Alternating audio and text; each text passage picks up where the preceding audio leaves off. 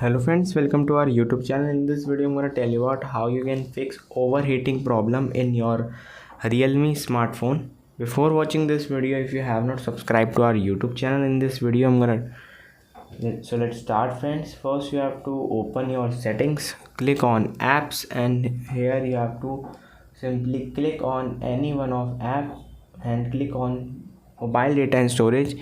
If your background data is on, you have to turn it off of all the apps. Here you can see there are lots of apps here. You have to just simply click on it, mobile data, and here you have to background data off it and press back. You have to download files by Google friends. Then you have to simply clear your phone by clearing unwanted image, videos and apps.